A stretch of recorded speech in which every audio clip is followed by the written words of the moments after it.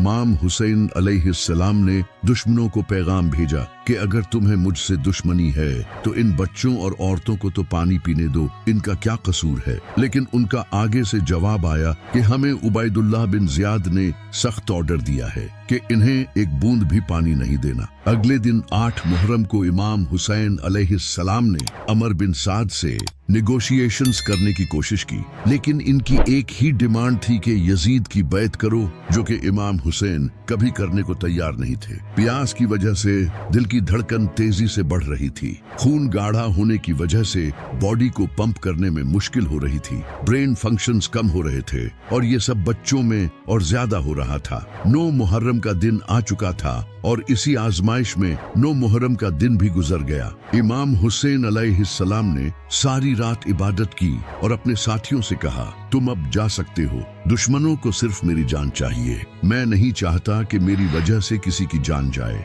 इसके बाद इमाम हुसैन ने चिराग बुझा दिया और जब थोड़ी देर बाद चिराग जलाया तो इनका एक भी साथी इन्हें छोड़कर नहीं गया।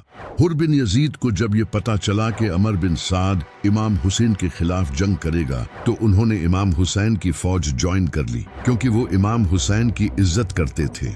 इसके बाद 10 मुहर्रम का सूरज चढ़ा। इमाम हुसैन अलैहिस्सलाम यजीद की फौज के सामने आए और कहा, ऐ लोगो, गौर करो कि मैं कौन हूँ। क्या मैं तुम्हारे नबी का बेटा नहीं हूँ? क्या तुम मुझे सिर्फ इसलिए कत्ल करना चाहते हो कि मैंने यजीद की बैत करने से इनकार कर दिया? लेकिन दुश्मन खामोश रहे तो इमाम हुसैन ने अपनी फौज को तैयार किया और 3 हिस्सों में डिवाइड किया। एक हिस्सा राइट में था, एक लेफ्ट में और एक हिस्सा सेंटर में था, जिसे हजरत अब्बास लीड कर रहे थे, जबकि यजीद की आर्मी इनके चारों तरफ थी। तो फजर की नमाज के बाद जंग शुरू हुई।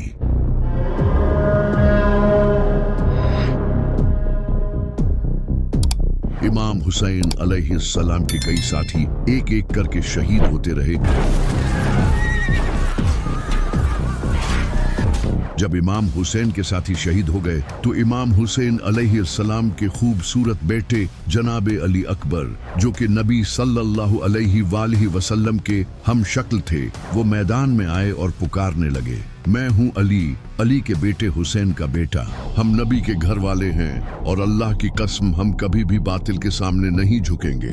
जब यजीद की फौज ने जनाबे अली अकबर के चेहरे को देखा तो वो खामोश हो गए। कुछ ने तो नजरें नीची कर ली और कुछ ने अपने चेहरे फेर लिए, क्योंकि जनाबे अली अकबर नबी सल्लल्लाहु अलैहि वसल्लम के हम शक्ल थे। ऐसा लग रहा था जैसे नबी सल्लल्लाहु अलैहि वसल्लम ही मैदान में आ गए।